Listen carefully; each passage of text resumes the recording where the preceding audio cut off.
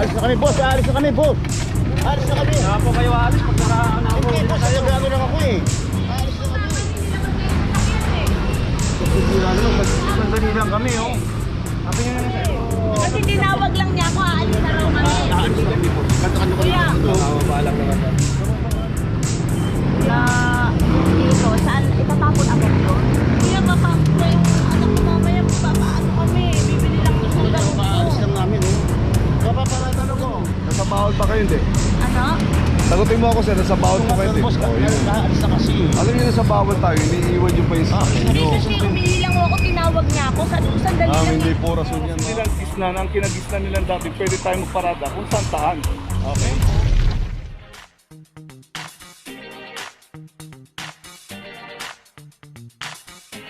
Apajo TV! Okay, Don Quixote corner Don Quixote corner Dimasalang saka Aragon Street. Kita natin labasan po yan. Dito yung isang Nissan MB350 club number 2339. So bago tayo pumarada, check po natin yung mga pinaparadahan natin. Pag alam natin bawal, wag na po tayong pumarada dahil pagka nadaanan po yan ng clamping operation, matik na po yan.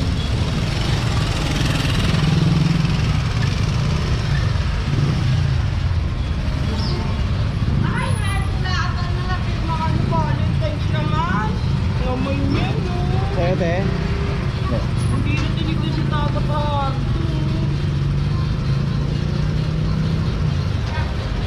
So ayun, ito naman natin nagmamalasakit sila rito pero ganun pa man, nakaklab na eh. So may notice lang sa kapuntahan natin yung isang truck, ayun nakabalagbag room.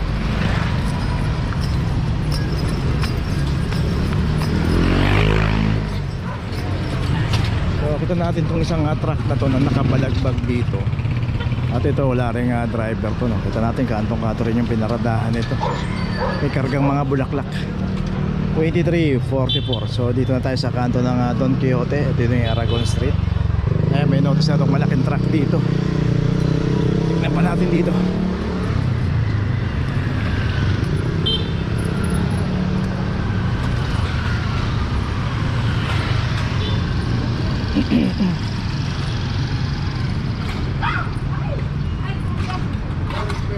Aalis po, papuntang office ko, may nagkakandala pa. Opo, aalis po. Papasok na sa office sa bangko. Dadali naman po po sir. Wala po yung driver. Bibihis lang po siya. Aalis po. Wala po Ano yun. naman po sir. Dapat Paalis po siya. maaga niyo po inalis, ma'am. Kasi paalis na po siya. Nakaklab na po. Baka naman sir, kasi dalawa naman yung binabayaran namin. Dapat gawin yung tatlo sa sakyan niyo pala. Dadali naman po sa office. So meron kasi silang MOA rito, yung dalawang sasakyan. Kaso ang problema, sa dami ng sasakyan nila, tatlo na pala rito, dapat magdagdag sila ng MOA. May MOA po itong dalawang sasakyan dito. Kaso nagparami kayo ng sasakyan, magparami rin kayo ng MOA. So yung isang ito, may driver naman yung isa rito, hindi na naklam. Tapos yung isang delivery aluminum man dito, ito nakaklam na rin, 2332.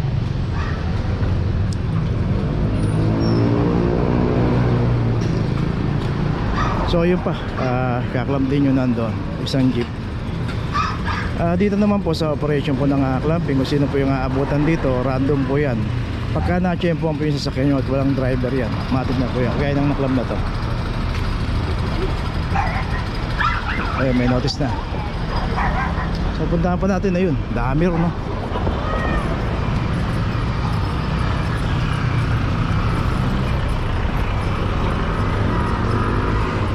Ito puro jeep, walang driver. 2340. Nandito na ngayon tayo sa Aragon Street. Ayan, corner ng Elias. Doon tayo kanina galing. Yun, palabas ng Dimasalang yun. Ito, jeep ulit, mga nakabalagbag dito. 23, 22.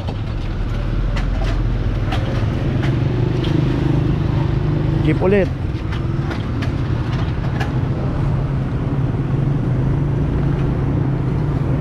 '23, 24. Jeep ulit.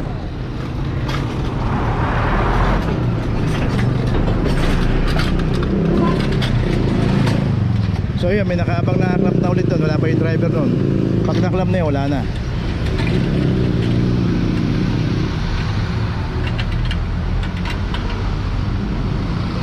Okay, 2406 para dito sa isang pampasayrong jeep ulit. Okay, para siguradong maigpit. Another jeep. So dito sa clamping, bawal po yung mabagal dito kasi nga po wala naman po nag-ooperate, wala po nang uhuli kung mabagal. So dito kailangan nang mag-adjust yung mga may-ari ng sasakyan. Agahan nila o bilisan nila yung pag-alis ng sasakyan nila dito sa mga mabuhay lane. Kasi pag inabutan po yan, matik na ito. May club na rin, 2430. So yun, ginagawa ng mga notice na yung mga na-club dito.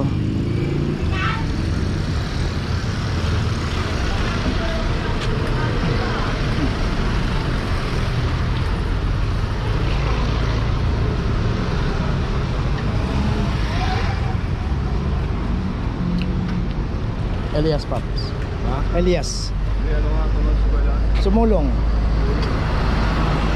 Okay yung pangalan ng eskwela dito. So, Sumulong Elementary School.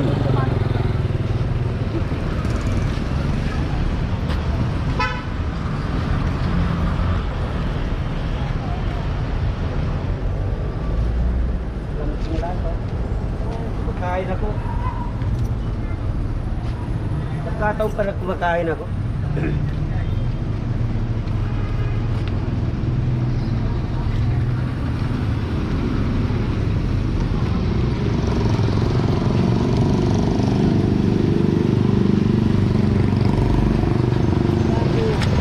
Ayun yung jeep, may notice na.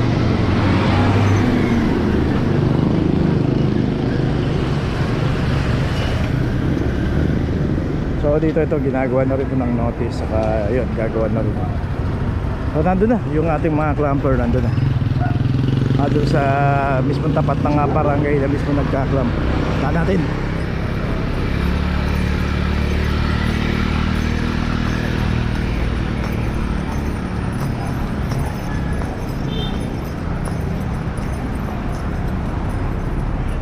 Okay, yung adventure dito, ito naka-clamp na rin.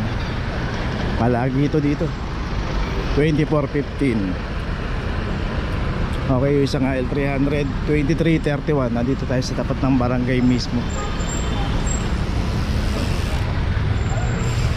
So yun, nasuyo yun simula doon sa kanto ng Don Quixote haba ng Aragon. So nandito na tayo, ayan, palabas na po ng Lacson Avenue yan.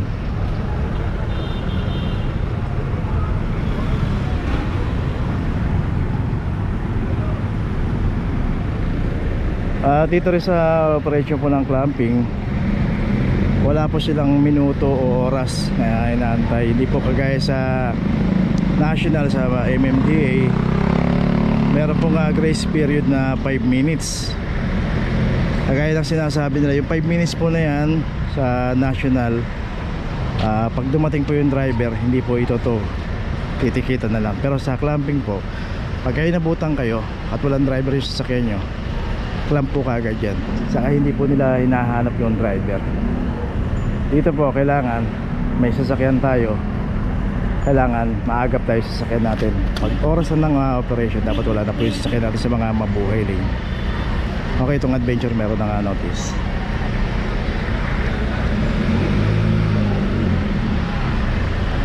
So dito makikita rin natin yung volume ng mga sasakyan na dumadaan dito galing sa Dimasalan.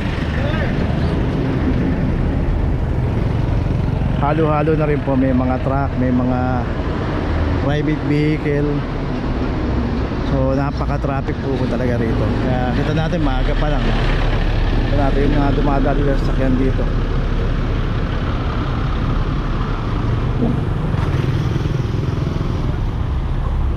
So mas mainam po kasi kung pati ang barangay ay nakiki-operate o nakikipagtulungan sa mga naka-observe na mga sasakyan, mas mapapadali po yung daloy dito ng trapiko at hindi magkakaroon ng traffic. Pero yun nga, minsan nakikita natin mismo yung barangay official pa sila pa mismo yung violator.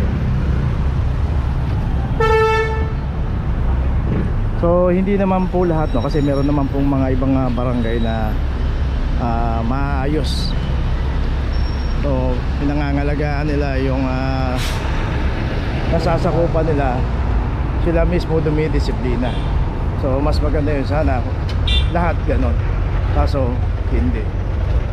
Okay, tuloy na po tayo. Dito ngayon tayo sa Jaime de la Rosa, corner de Los Reyes Street. Dito naman isang trailblazer rin na club dito. Ito wala rin na drive. Ayun, ito yung kaso nakaklub na nung dumating siya. Club number 2339.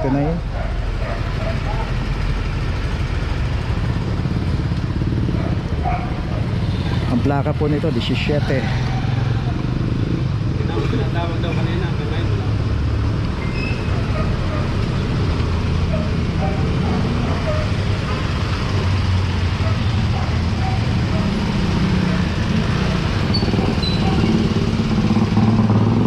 So ito po nga kahaba ng De Los Santos Street. Yan, pay parking po yan.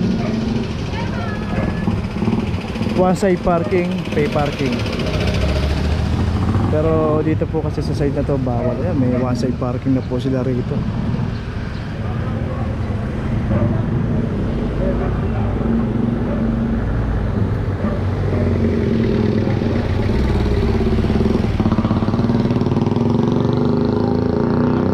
Parking nila, di ba? Right side One lang. side daw, one side lang.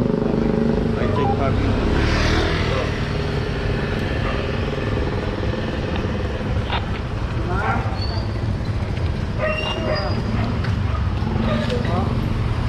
So dito may one side parking na.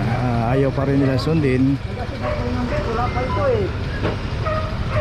Nandun ko sa karte, nakasama ko yung mandir. Dito ba? So kasi yung minsan nasa driver na rin po kasi yan. Pagka matigas yung ulo ng driver na pwede naman tayong pumarada dito, iayos natin, ipipilit natin doon. Alam naman natin babal. Tapos pag naklamp, gagamitin yung mga impluensya o padrino. Ay nako, tuloy na po tayo. Boss, alis na kami, boss. Alis na kami, boss. Alis na kami. Saka po kayo alis pag naraan ako. Hindi, boss. Nagano lang ako eh. Alis na kami. Pagka hindi kayo inuhuli, hindi kayo maalis. Ayun, aalis na nga siya. Alis na kami. May pupunta kami, nilabas na yung sasakyan eh. Pagkakira naman, sandali lang kami oh. Sabi nyo na sir. Sir, sandali rin ako. O dito ngayon tayo Blooming Street Extension, corner Susan Street. Kuya, naano naman kami. Kasi tinawag lang niya ako, aalis na raw kami. Aalis na kami, boss. Kanta-kanta ko Kuya. dito. Balag naman yan. Kasi nag-CR lang ako eh. Eh, paano? Kung papansin niyo po yung signage na yan, ma'am. Oo Wala nga. po tayong dapat ipaliwanag sa inyo, ma'am. Oo nga. Bawal po dito. Oo nga. Kasi lumabas lang po ako. Sabi ko, antayin niya ako, PCR lang ako. Kuya, saan nadaan yung basura na ano? Na dito. Saan itatapon ako dito? Kuya, papasok pa yung anak ko mamaya. Papaano kami? Bibili lang gusto ng gamot ko. Aalis lang namin, oh. Kapaparada ko lang eh. Kuya, tinawag. Sir, tanong ko, nasa bawal ba kayo hindi? Ano? Sagutin mo ako, sir, nasa bawal po kayo hindi? Boss, Oh, yun. aalis na kasi. Alam niyo nasa bawal tayo, iniiwan niyo pa yung sasakyan niyo. Kasi umihi lang ako, tinawag niya ako. Sabi ko, sandali Ma'am, lang. hindi eh. po rason yan, ma'am. Bawal ho tayo dito eh. Grabe naman, naabutan naman. Di ba, bali, hindi ko naabutan.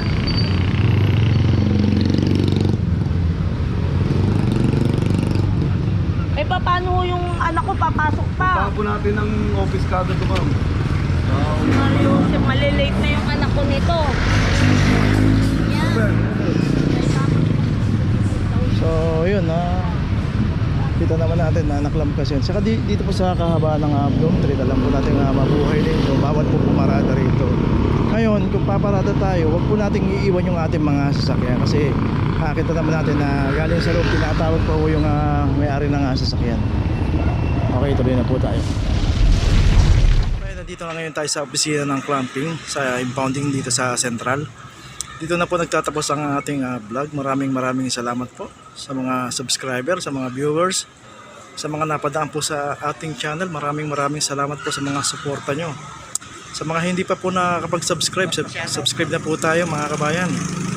Maraming salamat po. Mabuhay!